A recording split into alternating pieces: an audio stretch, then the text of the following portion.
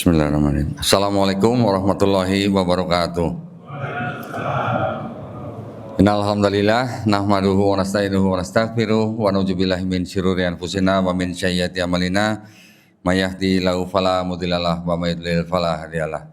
Asyhadu an la ilaha illallah wahdahu la syarikalah wa asyhadu anna Muhammadan abduhu wa rasuluh. Allahumma shalli wa sallim wa barik ala sayidina Muhammadin wa ala alihi wa sahbihi ajmain. Amma ba'd. Alhamdulillah, senang sekali. Ini sepertinya keempat kali saya di sini ya. Alhamdulillah bisa berada kembali di Masjid Darul Ma'arif Pondok Lapa. Senang sekali, saya senang ke sini karena apa? Subuh ramenya kayak begini, masya Allah. Keren ya ini ya. Setiap subuh ya, Ustaz ya, begini ya, masya Allah. Dan juga saya senang ke sini karena jamaah di sini antusias ya untuk mengaji. Dan yang terakhir saya senang ke sini karena nasi uduknya masya Allah. Nah. Ini saya udah mikirin nasi uduk nih Pak. Alhamdulillah, barakallahu fikum. Terima kasih sekali lagi saya diundang ke tempat ini. Saya merasa bahwa belakangan ini alhamdulillah ternyata umat Islam di Indonesia bisa dikatakan naik ya, ternyata ya, naik. Dulu ada pemikiran-pemikiran bahwa umat Islam sekarang turun gitu karena ada upaya-upaya, salah satunya adalah kristenisasi. Tetapi setelah saya melihat data dari Kementerian Agama, ternyata umat Islam dari 2019 sampai 2023 ya, yang 2024 ini belum mateng datanya. Ternyata umat Islam di Indonesia naik 0,3%. Alhamdulillah ya. Saudara kita yang Kristen dari Protestan dan Katolik itu malah turun ternyata. Walaupun penduduknya naik 750 ribuan dalam waktu 5 tahun, tapi persentasenya ternyata turun 0,16%. Penduduk Islam naik kira-kira angkanya 10 juta orang. Kalau agama lain kurang lebih sama.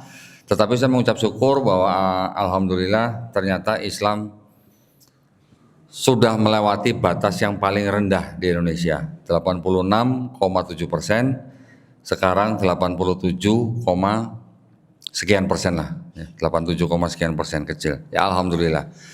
Jadi kami di Yayasan Garda Mualaf Indonesia yang memang melakukan dakwah dengan cara membantu orang-orang yang mau masuk Islam dengan melalui Gausul Fikri, yaitu perang pemikiran, dan juga teman-teman di luar yayasan yang juga memerangi ya, memerangi dalam arti memerangi penghujatan, penistaan, penghinaan terhadap agama Islam. Belakangan ini sepertinya sedang mendapatkan angin yang baik. Jadi artinya kalangan mereka yang sekarang sering menyerang Islam itu sekarang pada keluar dari Indonesia. Keluar dari Indonesia. Kenapa? Mereka nggak berani menghina Islam di Indonesia.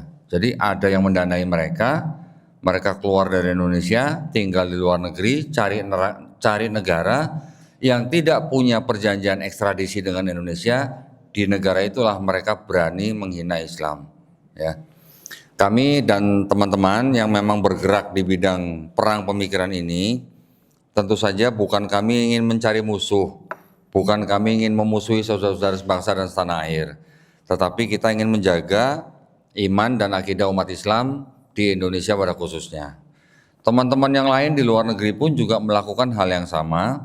Saya punya banyak teman yang berada di Inggris ya, di kota London, yang mana sekarang mereka tuh setiap hari Minggu pergi ke suatu tempat di tengah kota London, di sebuah taman yang besar. Di tempat itu mereka berjihad, berdakwah, berdebat dengan orang di luar Islam. Ya. Bahkan di London sekarang sudah ada sebutan Londonistan, masya Allah ya. Kita juga baru-baru ini mendengar kabar yang luar biasa bahwa ketika tahun 2001 ya kalau nggak salah ya, WTC yang ditabrak pesawat, betul ya? Peristiwa 9 September ya? 9/11 kan ya? 11 September ya, tahun 2001 di kota London, gedung WTC kembar dihantam pesawat terbang. Sejak saat itu Islam difitnah, tetapi pada saat yang sama berjalannya waktu di negara Amerika sendiri kurang lebih 20.000 sampai 30.000 orang Amerika masuk Islam karena peristiwa itu ya. Yang menggembirakan kita beberapa hari yang lalu di New York ternyata wali kotanya terpilih Muslim. Masya Allah ya. Apakah ini bisa ada hubungannya dengan yang WTC tahun 2001? Bisa jadi, karena mungkin banyak orang Islam di New York, Islamnya bertumbuh, akhirnya kemarin siapa namanya? Zohran apa siapa gitu ya? Hah? Nah, menjadi wali kota di New York itu sebuah sejarah ya. Alhamdulillah. Baik, saya ingin menyampaikan sesuai dengan topik bahwa kita mungkin beberapa jamaah di sini sudah mengenal istilah Kristologi ya. Kristologi itu adalah salah satu cabang ilmu yang mempelajari tentang posisi Nabi Isa alaihissalam di dalam agama Kristen. Tetapi dengan berkembangnya waktu, kita yang bergerak di perang pemikiran ini juga melawan orang-orang yang menyerang Islam, yang tadi saya bilang, yang sekarang sudah banyak di luar negeri. Kita juga harus mengetahui tentang seluk-beluk Islam. Ilmu tentang seluk-beluk Islam itu disebut dengan Islamologi ya. Jadi saya mempunyai ide yang harus kita pelajari jangan hanya ilmu kristologinya saja, tetapi kita juga harus belajar Islamologinya, terutama untuk menjawab tuduhan-tuduhan atau syubhat-syubhat terhadap Islam. Islam dan Quran tidak hanya di Indonesia, di luar negeri pun diserang ya. Banyak pihak yang ingin menjatuhkan Islam baik secara konfrontir maupun secara dari dalam. Banyak modus yang mereka lakukan untuk melemahkan Islam, untuk melemahkan keluarga-keluarga muslim di seluruh dunia, sehingga mereka ingin menguasai dunia, gitulah ya. Kenapa Islam dari dulu dimusuhi? Karena bisa dikatakan Islam bisa dikatakan adalah keluarga atau orang-orang yang menjaga diri dari racun-racun yang ada di masyarakat. Ya, kita tahu ada judi, narkoba dan sebagainya. Jadi untuk itu saya membuat istilah baru untuk kajian yang mempelajari tentang agama Kristen dan juga digabungkan dengan ilmu Islam. Saya sebut sekarang dengan sebutan Krislamologi. Ya, gabungan antara Kristologi dan Islamologi. Bapak-bapak mungkin nggak tahu bahwa kalangan mereka, ya terutama kalangan Kristen, punya sekolah tinggi teologi yang juga belajar Islamologi. Ya, mereka juga belajar Islamologi. Dulu pemerintah memberikan izin kepada sekolah tinggi teologi Kristen untuk belajar Islamologi dengan tujuan apa? Supaya mereka mengenal Islam. Tujuannya adalah supaya toleransi beragama. Tetapi belakangan dengan perkembangan Ghazul Fikri atau perang pemikiran ini, sekolah tinggi mereka banyak yang menggunakan atau mempelajari Islamologi, tapi bukan untuk mengenal Islam, tapi untuk memurtadkan orang Islam. Jadi mereka mempelajari Islamnya, tapi mencari celah, mencari kesalahan untuk apa? Untuk memurtadkan orang Islam. Ya, bahkan yang saya tahu, mungkin di sini ada yang pernah dengar Christian Prince, Pak. Tahu ya? Nah, itu adalah orang yang memang sangat-sangat frontal ya menghina Islam, tetapi dia tuh pengecut, tidak berani menampakkan mukanya, tidak berani berdebat face to face. Sudah banyak yang nunggu untuk berdebat dengan dia face to face, tapi dia tidak berani dengan alasan dia takut dibunuh. Itu ternyata yang saya tahu, itu ternyata dia rutin ke Malaysia. Ngapain? Melatih pendebat-pendebat orang Kristen yang dari Indonesia. Orang-orang yang berdebat tentang agama di Indonesia disuruh ke Malaysia, diajari ilmu untuk menyerang Islam di Malaysia. Ya, ini yang saya tahu ya. Walau alam benar atau tidaknya, tapi kabar itu yang saya dapat. Jadi kita pun tidak boleh istilahnya bersantai-santai, berdiam diri. Artinya gini, ini ilmu Krislamologi ini bukan fardu ain, ya, tapi ini adalah fardu kifayah. Jika sudah ada yang melakukan, tidak perlu semua umat Islam melakukan. Saya juga tidak menyalahkan, saya juga menghargai guru-guru kita, ya, kiai-kiai kita di pesantren-pesantren yang melarang santri-santrinya untuk membaca kitab agama lain. Itu betul. Ya, jadi santri-santri kita memang harus fokus belajar Quran, belajar Islam. Tetapi ketika mereka sudah dewasa, yang melalui perbandingan agama, boleh-boleh saja mereka belajar kristologi dan krislamologi ini untuk menjaga dan membentengi iman dan akidah umat Islam. Ya, itu pendahuluan dari saya. Nah, belakangan ini dari mungkin kira-kira kalau nggak salah 2 tahun yang lalu ya, 2 tahun yang lalu. Kalau kita bicara tentang perdebatan Islam dan Kristen, ini sudah ada dari semenjak Nabi masih hidup, ya. Bahkan ketika sahabat-sahabat menjadi khalifah juga hal ini terus diperdebatkan sampai sekarang. Kira-kira sampai kapan? Sampai kiamat ya, mungkin ya. Nah, kira-kira 2 tahun yang lalu saya kedatangan seorang wanita. Saya entah dapat ilham dari mana. Waktu itu di seluruh perdebatan Islam Kristen itu tidak pernah menanyakan hal ini. Tiba-tiba saya bisa menanyakan kepada ibu ini, wanita ini, orang Kristen punya akidah bahwa mereka percaya dosanya ditebus oleh matinya Yesus di atas kayu salib, ya kan? Tetapi di dalam kitab mereka juga ada cerita yang ada ayat-ayatnya, kita bisa baca dengan jelas bahwa Yesus disalib oleh tentara Romawi. Tentara Romawi ini disuruh oleh atasan mereka yaitu Gubernur Pontius Pilatus. Gubernur itu pada waktu itu disebut sebagai wali negeri Syria. Gitu ya. Pontius Pilatus setelah mengadili Yesus, dia tidak menemukan kesalahan pada diri Yesus, tapi akhirnya dia harus tetap menyalibkan Yesus karena dituntut oleh imam-imam Yahudi atau yang disebut dengan ahli Taurat dan orang-orang Farisi. Imam-imam Yahudi ini bisa menangkap Yesus karena ada salah satu murid yang berkhianat namanya Yudas Iskariot. Kita kalau di Islam, di Quran, kita membaca Quran surat An-Nisa, di situ dijelaskan bahwa Nabi Isa tidak dibunuh dan tidak disalib, tetapi orang yang diserupakan, menurut tafsirnya Ibnu Katsir, itu adalah Yudas Iskariot. Ya, jadi kita di Islam juga mengenal ada nama Yudas Iskariot. Nah, ini yang paling krusial nih. Yudas Iskariot di dalam kitabnya orang Kristen diceritakan menyerahkan gurunya sendiri atau Yesus karena dia dibisiki iblis. Dibisiki iblis. Jadi ketika itu saya bertanya kepada orang Kristen ibu itu yang datang ke studio saya, kita berdiskusi. Saya cuma tanya, "Ibu kan percaya bahwa ibu sebagai orang Kristen dosanya sudah ditebus dengan matinya Yesus di atas kayu salib?" "Iya." Saya tanya, "Yang menyalib Yesus siapa?" "Tentara Romawi." "Disuruh siapa?" "Pontius Pilatus." "Diminta sama siapa?" "Imam Yahudi." "Imam Yahudi dapat Yesus dari siapa?" "Yudas Iskariot." "Yudas Iskariot dibisikin siapa atau dipengaruhi oleh siapa?" Dia nggak tahu. Saya bukain ayatnya Yohanes 13 ayat 2, dia baca, kaget ya, iblis yang membisiki. Jadi kalau begitu iblis, Yudas, Imam Yahudi, Pontius Pilatus dan tentara Romawi yang menyalib Yesus supaya dosanya dia tertebus, ini semuanya berjasa atau enggak? Saya nanya begitu dong, kaget ya. Selama ini dia tidak pernah mendengar pertanyaan seperti itu.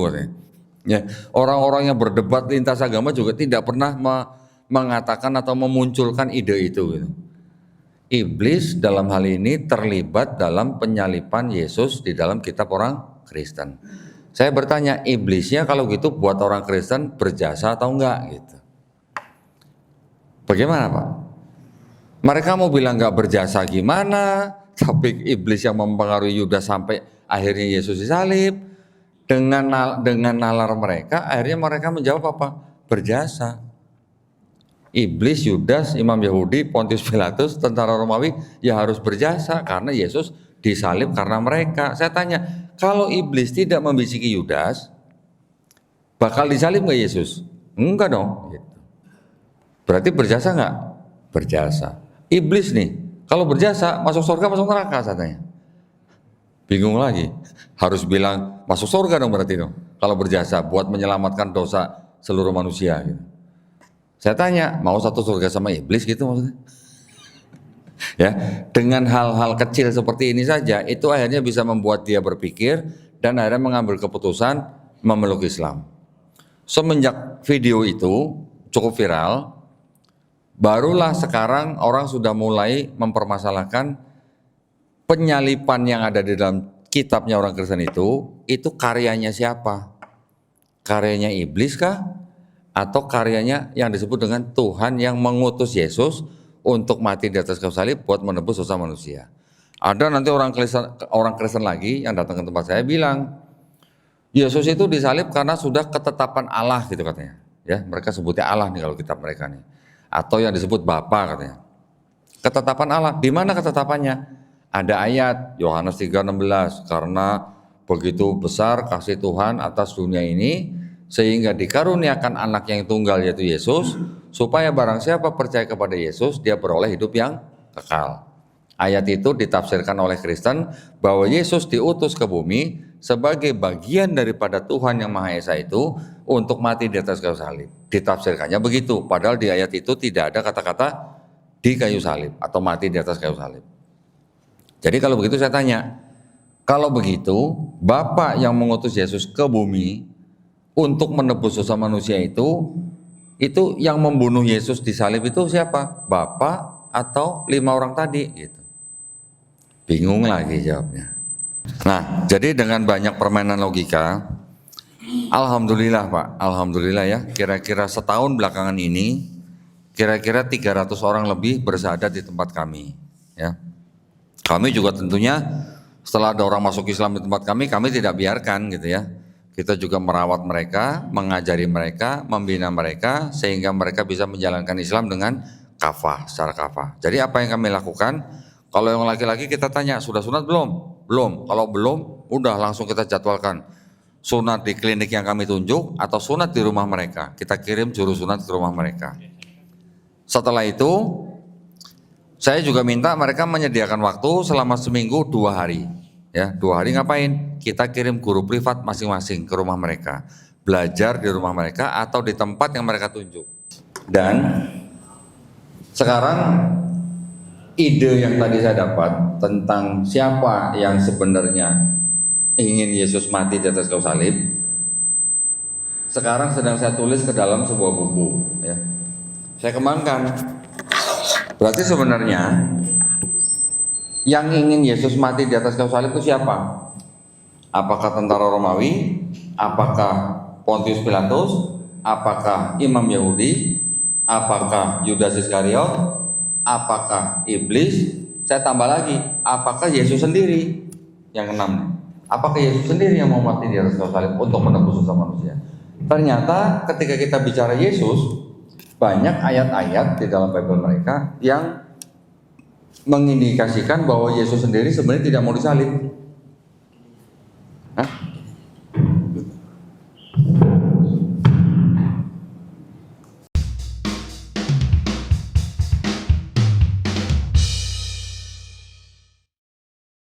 Assalamualaikum warahmatullahi wabarakatuh. Waalaikumsalam warahmatullahi wabarakatuh. Alhamdulillahirrabbilalamin, wassalatu wassalamu ala rasulillah. Saya sekarang sedang bersama dengan Ustadz Sigit dari Dewan Dakwah Morowali Utara. Kabupaten Morowali Utara. Nah, insya Allah mohon doanya kami dari Garda Mualaf Indonesia akan menuju ke Morowali Utara supaya kita bisa melakukan sebuah event akbar di Gunung Tua ya untuk suku Tauta'a yang insya Allah kurang lebih ada 200 orang Ustadz ya. Insyaallah. Dari suku Tauta'a yang akan mengucapkan 2 kalimat syahadat. Ustadz Sigit inilah yang membangun peradaban di sana dan kami mengajak para pemirsa untuk mengambil bagian dalam hal ini ya dengan mengirimkan ke nomor rekening yang tertera di bawah ini dengan kode transfer 200 ya. Barakallahu fikum wabillahi taufiq wal hidayah. Wassalamualaikum warahmatullahi wabarakatuh. Waalaikumsalam warahmatullahi wabarakatuh. Dengan kita mengetahui isi kitab mereka, kita bisa dengan mudah mengajak mereka berlogika sehingga bisa membuka pikiran mereka dan ketika kita perkenalkan Islam kepada mereka, alhamdulillah banyak orang yang memeluk Islam ya. Ketika tadi saya bilang Yesus sendiri sebenarnya mau disalib atau enggak untuk menebus dosa manusia. Ternyata ada cerita-cerita Yesusnya ketika sebelum ditangkap menyuruh murid-muridnya jual jubah beli pedang. Kira-kira kalau beli pedang buat apa gitu ya? Pasti buat berjaga-jaga atau buat melawan. Kemudian Yesus ketika diadili oleh imam besar dan Pontius Pilatus, Yesus juga banyak menyanggah. Kemudian ketika Yesus di atas kayu salib, Yesus juga berteriak apa? Mungkin ada yang sudah pernah dengar, Eli Eli lama sabachthani. Artinya, Allahku Allahku mengapa engkau meninggalkan aku. Dari beberapa ayat itu menunjukkan indikasi bahwa Yesus sebenarnya juga tidak rela disalib gitu ya. Ketika di Taman Getsemani, Yesus juga diceritakan saking ketakutannya dia berkeringat, keringatnya seperti titik-titik darah. Ketika dia di Taman Getsemani, dia juga berdoa secara sujud. Dia juga berdoanya apa? Jikalau bisa, cawan ini dilalukan daripadaku. Cawan itu adalah lambang penyaliban, sehingga sebenarnya Yesus minta kepada Tuhan supaya dia tidak disalibkan. Walaupun ada kalimat, tetapi bukan kehendakku yang jadi, tetapi kehendakmu yang jadi. Berarti kita bisa mengkritik lagi, kalau begitu Yesus punya kehendak yang sama atau berbeda dengan Tuhannya. Karena orang Kristen menganggap Yesus ini Tuhan, saya bertanya, kenapa Yesus minta atau berdoa supaya tidak disalib?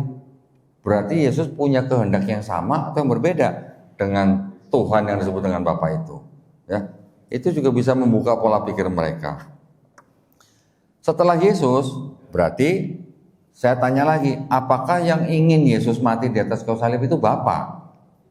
Karena ada ayat yang tadi, karena begitu besar kasih Allah atas dunia ini, sehingga dikaruniakan anak yang tunggal, supaya barang siapa percaya kepada dia beroleh hidup yang kekal. Oleh Kristen itu ditafsirkan bahwa Yesus memang dikaruniakan sebagai anak tunggal untuk disalib, untuk mati, menebus dosa manusia.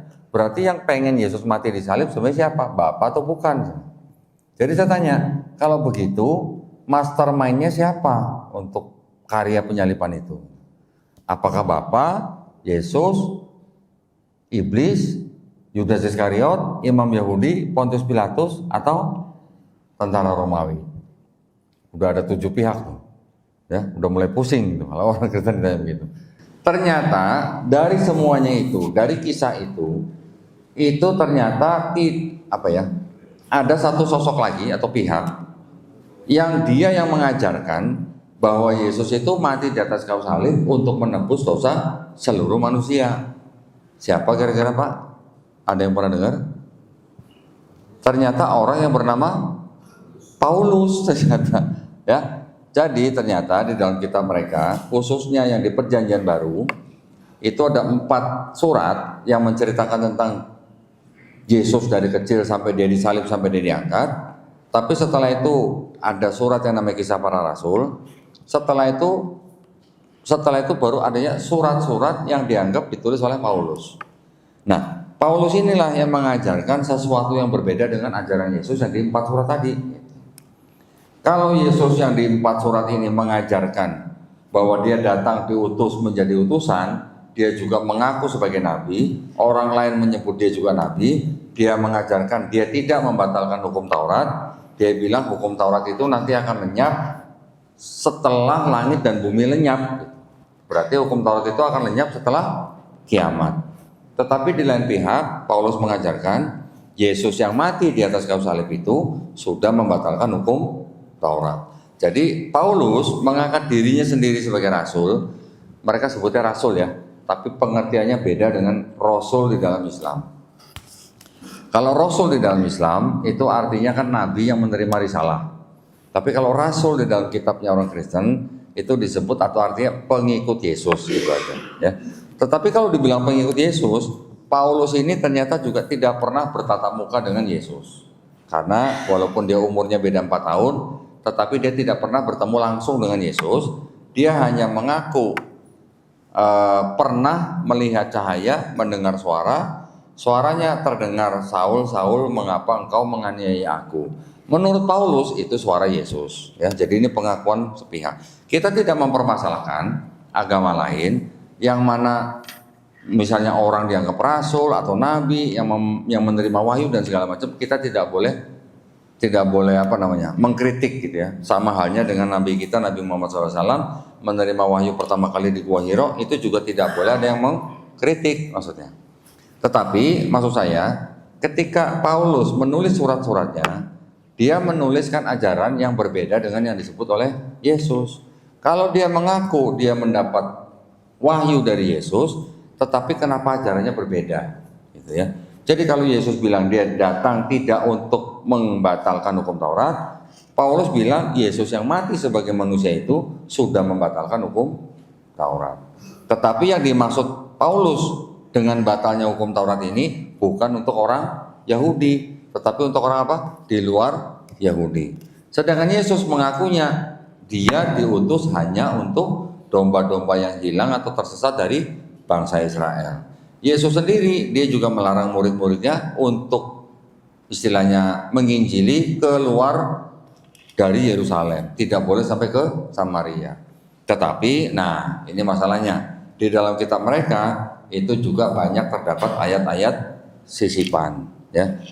Di satu ayat Yesus mengatakan aku diutus hanya untuk domba-domba yang hilang dari bangsa Israel di Matius 15:24. Tapi di ayat lain ada Matius 28 ayat 19, Yesus memerintahkan murid-muridnya untuk pergi ke ke seluruh bangsa, jadikanlah seluruh bangsa murid Yesus dan baptislah dalam nama Bapa dan Putra dan Roh Kudus. Ternyata yang Matius 28:19 ayat sisipan gereja Romawi di abad kedua. Nah, jadi ya bagaimana ya? Berarti ada kisah, ada ayat yang di dalam kitabnya orang Kristen yang sebenarnya sejalan dengan Quran. Di Quran kita juga membaca Nabi Isa alaihissalam juga diutus hanya untuk Bani Israel. Di kitabnya mereka ada ayat yang seperti itu, tapi juga ada ayat sisipan bahwa ada perintah untuk murid-murid Yesus membaptis orang dalam nama Bapa dan Putra dan Roh Kudus dan menjadikan seluruh bangsa muridnya Yesus gitu maksudnya. Tapi sebenarnya Yesus sendiri di dalam part itu tidak pernah menyebut kata Kristen, ya, tidak pernah menyebut kata Kristen dan tidak pernah mengajarkan konsep kekristenan. Konsep kekristenan ternyata diperkenalkan oleh Paulus. Jadi sekarang ketika saya menerima tamu orang Kristen, ketika dia ingin berkonsultasi, saya selalu bertanya pertama kali apa? Pak, Ibu, atau Mas, Mbak, sekarang sebagai orang Kristen, Bapak Ibu itu merasanya sebagai pengikut Yesus atau pengikut Paulus?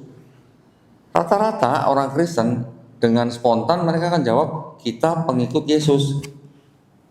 Tapi ketika saya bukain ayat-ayat Yesus di kitab Bapak, dia disunat pada usia 8 hari. Dia diserahkan ke bait suci dan orang tuanya melakukan akikah. Dia juga dibaptis. Dia juga puasa 40 hari. Dia karena hidup di bawah hukum Taurat, dia pasti tidak makan babi. Dia juga sholatnya sujud. Ketika di Taman Getsemani dia sujud. Diceritakan ketika Yesus disalib dalam kitabnya Kristen, jenazahnya dikafani.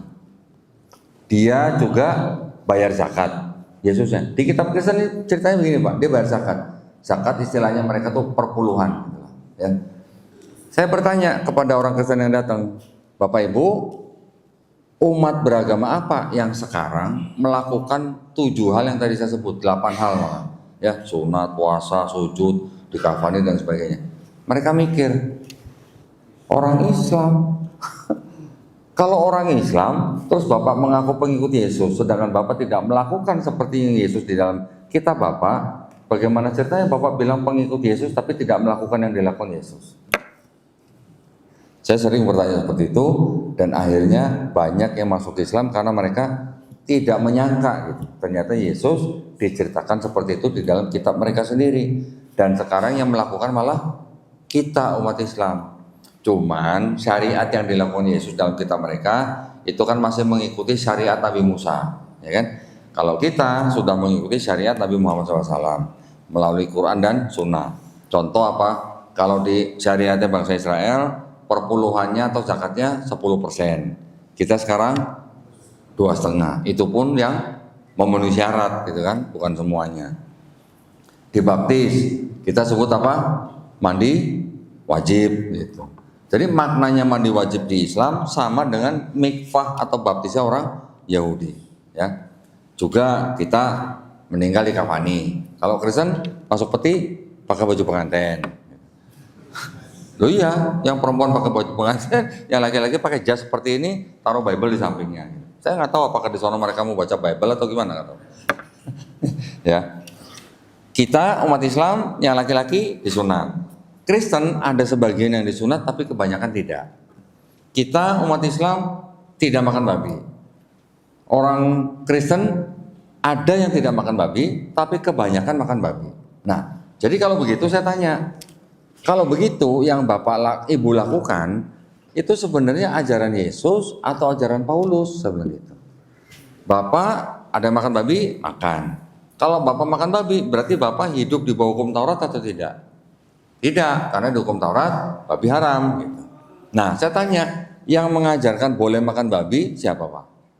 Yang mengajarkan boleh tidak sunat siapa? Itu saya tanya. Dan ternyata jawabannya dari dalam kitab mereka sendiri, yang mengajarkan itu adalah Paulus. Berarti kalau gitu Bapak, Ibu pengikut Yesus atau pengikut Paulus? Gitu cara saya, Pak, ya. Dengan kita mengetahui kitab mereka, ayat-ayat yang mengajarkan seperti itu, kita bisa bertanya seperti itu dengan perbandingan apa? Kita orang Islam yang melakukan apa yang dilakukan Yesus dalam kitab mereka. Ada persamaannya gitu. Bahkan kalau kita melihat kitabnya orang Yahudi yang dijadikan perjanjian lama sama orang Kristen, itu lebih banyak lagi, Pak. Ada wudunya, riba haram dan sebagainya. Mirip, ada pakai kerudung dan sebagainya. Yang kita lakukan dan kita tampilkan itu sama, kurang lebih sama dengan syariat yang kita kenal dengan sebutan kitab Taurat untuk bangsa Israel, gitu ya. Namun kita kan tetap menganggap bahwa ketika orang sekalipun dia Bani Israel yang sampai sekarang dia tidak beriman kepada Nabi Muhammad SAW, ya kita tetap sebut mereka sebagai kafir, ya kan? Tetapi posisinya orang Yahudi ini, walaupun mereka tauhid, walaupun mereka boleh dikatakan monoteisme radikal, gitu ya, murni monoteisme, tetapi mereka tidak menerima atau tidak menganggap Nabi Muhammad SAW. Kenapa? Karena Nabi Muhammad SAW tidak berasal dari bangsa mereka. Mereka menganggap Nabi Muhammad SAW itu adalah Nabi palsu. Ya. Namun begitu, nah uniknya nih ya, orang Yahudi itu memandang orang Islam, ya cara pandangnya mereka nih melalui pemuka-pemuka agamanya nih, rabi-rabinya. Mereka menyebut bahwa orang Islam itu menyembah Tuhan yang sama dengan yang mereka sembah. Hanya sebutannya saja yang berbeda sedikit, tapi ada yang mirip-mirip ya, karena bahasanya juga mirip. Kalau orang Ibrani, mereka mengetahui nama Tuhan yang Maha Esa itu di dalam kitab mereka ada 7.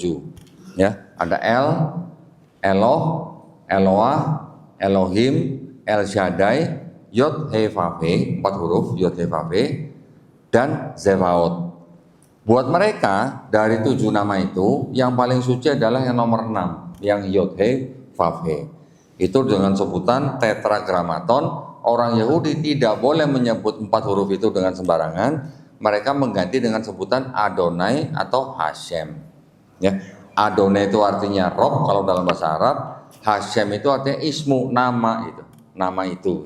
Ya, itu orang Yahudi. Tetapi mereka memandang bahwa orang Islam menyembah Tuhan yang sama dengan Tuhan mereka. Kalau pandangan mereka terhadap orang Kristen bagaimana? Menurut mereka orang Kristen itu adalah Avodah Zarah. Apa itu Avodah Zarah? Penyembah berhala. Siapa berhalanya? Yesus. Karena mereka menyembah Yesus. Orang Kristen menyembah Yesus, maka Yesus dianggap berhala oleh orang Yahudi. Ya. Jadi ketika orang Yahudi mereka pergi ke suatu tempat, tidak menemukan sinagog, rumah ibadah mereka, mereka boleh masuk ke dalam masjid seperti masjid kita ini untuk melakukan apa? Tefilah atau sholat mereka. Ya. Tetapi kalau masuk gereja boleh nggak? Jangankan masuk gereja, kena bayangan atapnya aja nggak boleh.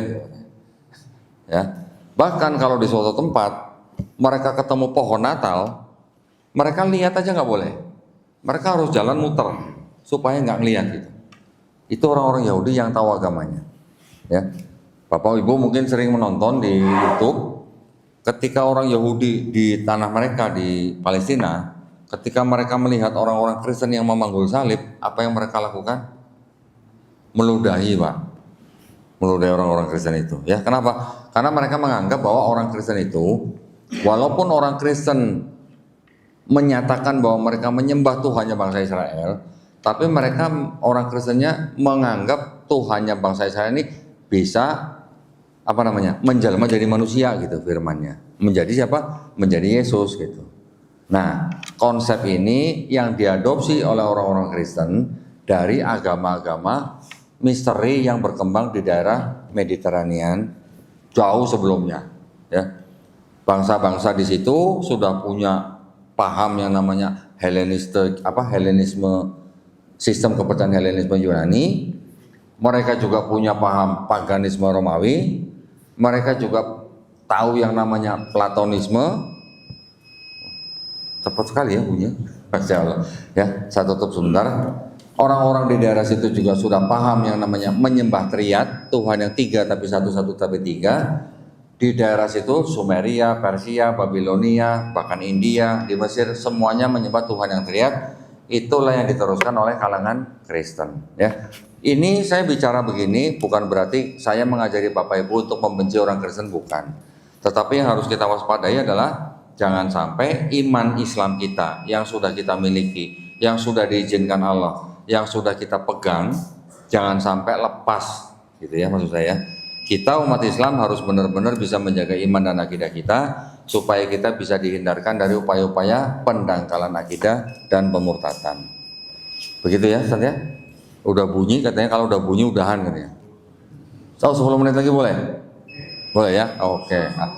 Kalau gitu 10 menit saya kasih waktu buat tanya jawab, gimana? Boleh ya? Silakan.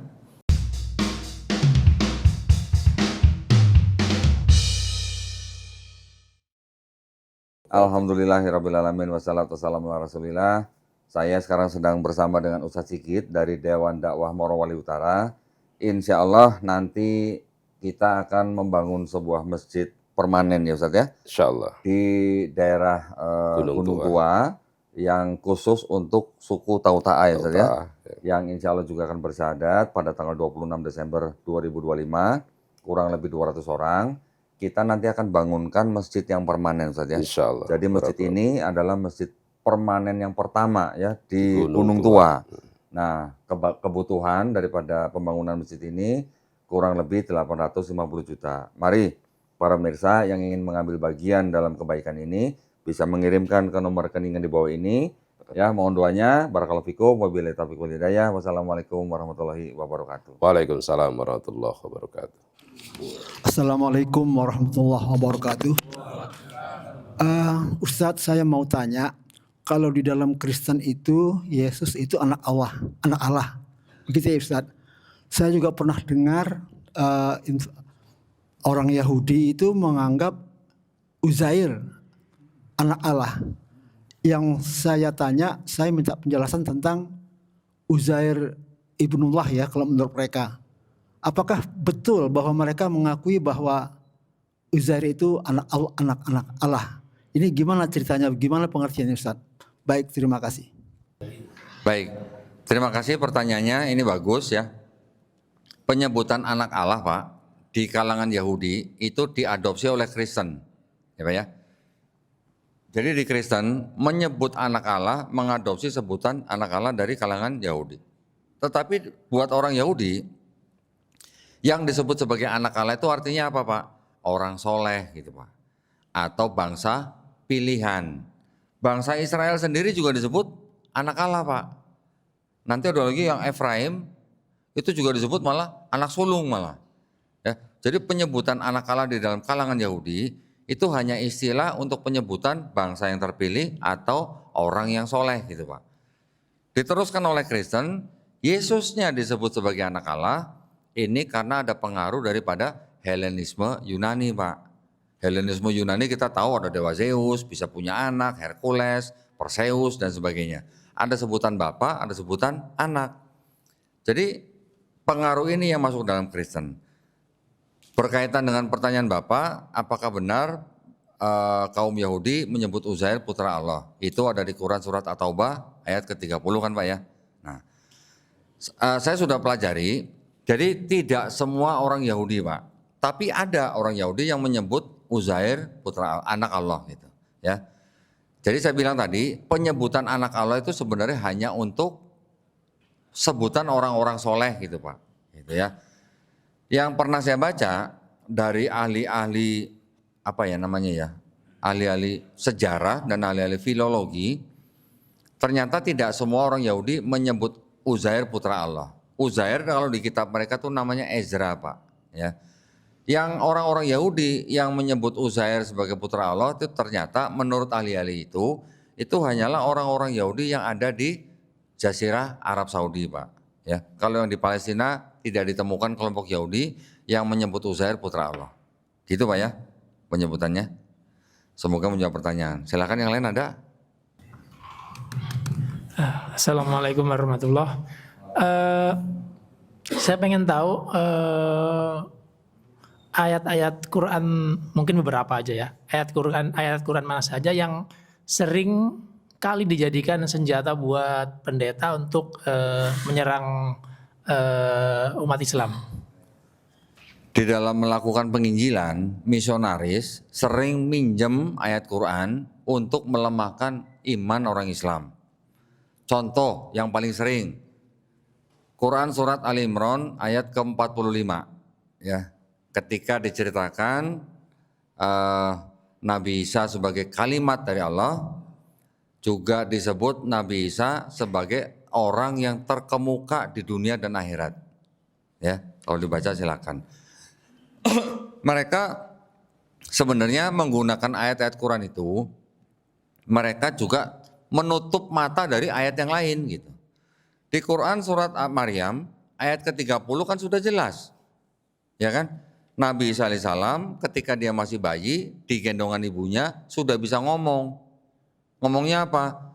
Sesungguhnya aku ini adalah hamba Allah. Aku diberikan kitab, Injil, dan dia Allah menjadikan aku seorang nabi. Itu kan sudah jelas sama ayat itu kan.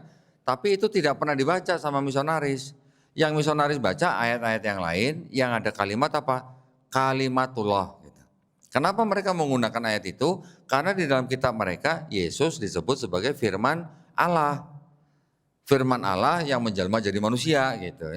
Makanya mereka mencari-cari istilah kalimatullah di dalam Quran untuk menyamakan gitu. Berarti orang-orang Kristen misionaris itu sebenarnya sedang cari remis gitu sebenarnya. Ya. Mereka sebut tuh Nabi Isa di dalam Quran surat Ali Imran ayat 45 disebut terkemuka di dunia dan akhirat lagi. Coba sebutkan Nabi siapa yang disebutkan terkemuka di dalam Quran selain Nabi Isa. Caranya begitu, salah satunya ya. Gimana kita jawabnya Pak? Tahu ada Nabi yang disebut terkemuka di dalam Quran selain Nabi Isa? Ada yang pernah tahu? Belum ada yang tahu. Jawabnya ternyata memang kita harus punya wawasan Pak ya. Kata terkemuka itu jangan kita terima mentah-mentah. Jadi mereka misionaris menggunakan terjemahan bahasa Indonesia untuk menyerang kita. Kita jangan langsung terima semuanya mentah-mentah begitu. Cek kata terkemuka itu di dalam Quran surat Ali Imran 45 itu bahasa Arabnya apa gitu. Ternyata bahasa Arabnya adalah wajihan. Ya. Baru kita cari ada kan nabi lain di Quran yang disebut wajihan. Begitu caranya Pak. Karena kata wajihan di Quran surat Ali Imran 45 bisa aja diterjemahkan terkemuka, tapi di ayat lain kata yang sama, wajihan bisa diterjemahkan yang lain. Terbukti di Quran surat Al-Ahzab, surat ke-33 ayat 69, Nabi Musa juga disebut wajihan. Tapi diterjemahkan apa? Terhormat. Tapi kan sama-sama wajihan. Yang penting kan sama wajihannya gitu. Bukan yang di sini terkemuka, di sini terhormat. Mereka menggunakan bahasa Indonesia itu hanya trik mereka supaya kita tidak menemukan. Karena memang terkemuka terjemahan yang di Quran surat Al Imran itu hanya untuk Nabi Isa, tapi wajihannya itu yang penting gitu Pak. Ya, contoh satu. Yang kedua, Quran surat Maryam ayat ke-71. Artinya kurang lebih begini. Dan tidak ada seorang pun dari kamu yang tidak mendatangi neraka. Ya.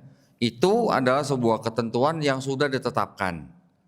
Mereka misionaris ketika bertemu dengan orang Islam, mereka akan nanya, kamu buat apa jadi muslim kalau kamu pasti masuk neraka? Itu ketentuan yang sudah ditetapkan gitu.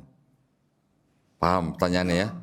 Kalau kita nggak tahu konteks, kita nggak tahu beberapa ayat sebelumnya dan beberapa ayat sesudahnya, itu bisa aja orang Islam itu imannya goyang. Ya, saya juga pernah menangani kasus proses seperti itu, orang mau memurtadkan orang Islam dengan ayat itu. Ternyata jawabannya kita selain baca tafsir, kita juga harus tahu beberapa ayat sebelumnya. Beberapa ayat sebelumnya tidak ada seorang pun dari kamu itu bukan cuma muslim, tetapi seluruh manusia gitu. Ya, kalau kita baca di ayat 67 itu sedang bicara tentang manusia, bukan bicara tentang muslim. Jadi ketika ayat 71 dan tidak ada seorang pun dari kamu, itu maksudnya seluruh manusia, bukan muslim aja. Ya. Jawabannya ternyata ada sebelum jawabannya. Di ayat 71 ada kata mendatangi. Sama mereka diubah jadi memasuki gitu. Kita tanya, kalau mendatangi penjara, pasti masuk penjara enggak? Kan belum tentu. Mendatangi kuburan, apa pasti masuk kuburan? Kan belum tentu. Jadi mendatangi di dalam ayat 71 itu artinya adalah diperlihatkan, gitu ya. Nah, jawabannya ada di ayat 72, satu ayat sesudah 71. Dan kami akan menyelamatkan orang-orang yang bertakwa. Dan orang-orang yang zalim akan ditinggalkan dalam keadaan berlutut. Siapa orang bertakwa? Berarti orang muslim. Siapa orang yang zalim? Berarti orang kafir. Gitu jawabannya Mas. Gitu, ya. Nanti ada lagi di Quran misalnya, Quran surat Maryam juga, ayat yang ke-28 misalnya. Di situ diceritakan Maryam, ibunda daripada Nabi Isa alaihissalam, setelah melahirkan Nabi Isa alaihissalam, membawa putranya ke kaumnya, ya kan? Oleh kaumnya kan dituduh dia berzina karena punya anak tanpa suami. Gitu. Kalau di Quran, Maryam, ibunda Nabi Isa alaihissalam kan diceritakan tidak punya suami. Tapi kalau di Bible, kitab orang Kristen, ada suami yang bernama Yusuf gitu, ya. Di Quran, Maryam ibunda Nabi Isa disebut oleh kaumnya apa? Wahai saudara perempuan Harun. Bahasa Arabnya ya ukhta Harun gitu. Ukhta memang bisa diterjemahkan saudara perempuan, tetapi ukhta ini kan artinya juga tidak hanya saudara perempuan. Ukhta itu artinya bisa apa? Keturunan gitu. Ya. Jadi ketika ada ayat yang artinya kira-kira wahai saudara perempuan Harun, ayahmu bukan seorang yang buruk perangai, ibumu bukan seorang pezina. Artinya kan bagaimana mungkin kamu punya anak tanpa suami gitu. Sedangkan orang tua mereka adalah orang soleh, bahkan keturunan Nabi Harun gitu. Mereka akan bertanya kepada orang Islam, gimana ceritanya kok Maryam bisa disebut saudara perempuan Harun? Padahal Harun dan Maryam hidupnya jaraknya kira-kira 1400 tahun gitu. Salah nih berarti Quran nih. Padahal diceritakan Nabi Harun alaihissalam, abangnya Nabi Musa, memang dia punya saudara perempuan bernama Miriam. Gitu ya. Kalau ibundanya Nabi Isa, Maryam. Hanya beda A dan I gitu. Mereka bilang tuh Quran salah. Karena saudara perempuannya Harun itu Miriam. Kalau Maryam ibunya Yesus disebut saudara perempuan Harun, berarti Quran nggak tahu jarak bedanya sampai 1300 tahun gitu. Itu juga banyak, itu juga berbahaya. Kalau kita nggak bisa jawab, repot itu urusannya. Ya, caranya bagaimana jawabnya? Pertama kali baca tafsir, ya baca tafsir. Nggak usah tafsir yang ulama-ulama yang istilahnya canggih-canggih dah. Kita baca tafsir Kementerian Agama aja udah ada jawabannya gitu. Jawabannya apa? Di tafsirnya Kementerian Agama itu mengutip sebuah hadis riwayat Ahmad, di mana diceritakan ada seorang sahabat Nabi bernama Mughirah bin Syuhab kalau nggak salah, pergi ke Najran, tempatnya orang-orang Nasrani di Yaman, dan orang-orang Nasrani di sana bertanya kepada sahabat Nabi Mughirah itu, mengapa di dalam Qur'anmu membaca Maryam saudara perempuan Harun, padahal jarak mereka jauh sekali. Jadi pada zaman Nabi masih hidup pun orang Kristen sudah nanya gitu. Jadi kalau orang-orang Kristen yang nanya sekarang itu berarti sebenarnya udah ketinggalan zaman gitu. Ya, karena ketika Nabi masih hidup pun sudah ada yang nanya sebenarnya. Dan sahabat Nabi tidak sempat menjawab. Ketika dia pulang ke Madinah, dia lapor kepada Rasulullah. Rasulullah menjawab apa? Kenapa tidak kamu jawab ke mereka bahwa Bani Israel punya kebiasaan menyebut seseorang dengan menyebut orang-orang soleh sebelum mereka? Jawabannya ada di tafsir ternyata, ya. Itu contoh baru 3, Pak. Dan masih banyak yang lain, ya, puluhan. Jadi kalau kita tidak menguasai ini, ketika mereka menyerang Islam, menyerang Quran, kita nggak bisa jawab gimana. Ya itu maksud saya, ya. Itu yang disebut dengan Islamologi. Tapi kita juga harus tahu kitabnya mereka, kristologinya kita juga harus tahu. Kalau kita tahu kristologi, kita tidak hanya bisa menjawab dari perspektifnya Islam, tapi kita bisa counter attack gitu. Counter attacknya gimana? Kita bukain kitab mereka, coba buka di Lukas, ya. Lukas di situ diceritakan ada seorang imam bernama Zakaria, istrinya bernama Elizabeth. Elizabeth ini kerabatnya atau sanaknya Maria ibu Yesus. Dan disebut Elizabeth ini keturunan Harun. Berarti kalau gitu di kitabnya mereka sendiri Maria disebut juga keturunan Harun. Itu pembuktian salah satunya, ya. Masih banyak yang lain, tapi saya rasa waktunya juga sudah tidak diperkenankan lagi nih Pak, ya. Mohon maaf. Jadi semoga menjawab pertanyaan, ya. Barakallahu fikum, terima kasih banyak sekali lagi, dan saya juga mohon maaf kalau ada kata-kata yang kurang berkenan. Yang benar datangnya hanya dari Allah Subhanahu wa taala, ya. Baik, kalau begitu saya minta maaf juga. Barakallahu fikum, wabillahi taufiq wal hidayah. Wassalamualaikum warahmatullahi wabarakatuh.